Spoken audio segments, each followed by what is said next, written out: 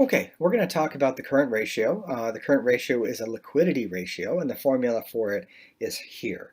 The current ratio expresses current assets as a proportion of current liabilities.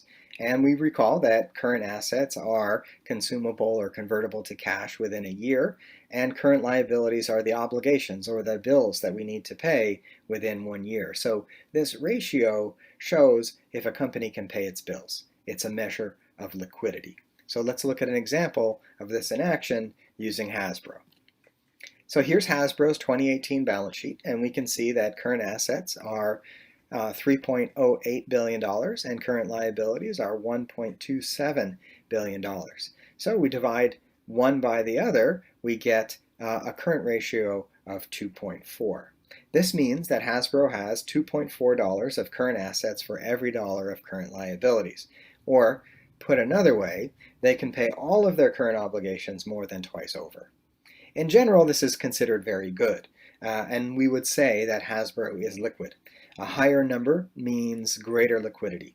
Maintaining a current ratio of 2 is the traditional rule of thumb, but it needs to be in the context of the industry. So we need to compare Hasbro to its peers.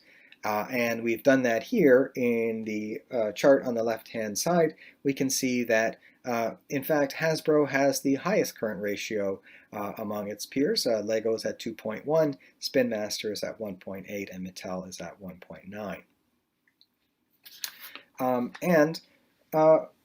We can use horizontal analysis to see how Hasbro's current ratio has trended over time, and we can see that in 2016, they were actually somewhat closer to the industry average at 2, and they increased significantly in 2017 and are now at a 2.4 in 2018.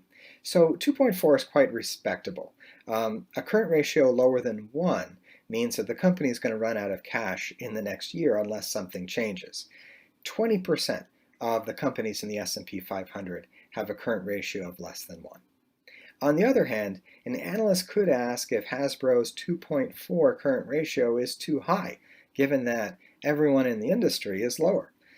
In general, a current ratio greater than 3 would be considered too high, and too high in this context could mean that the company is sitting on cash instead of returning it to shareholders.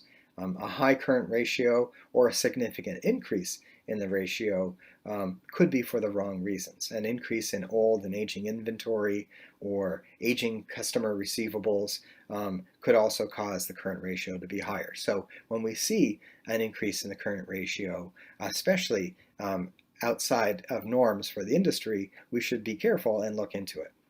Only 10% of the companies in the S&P 500 have a current ratio greater than 3, and 70% of companies, or nearly, most companies in general, are somewhere between 1 and 3.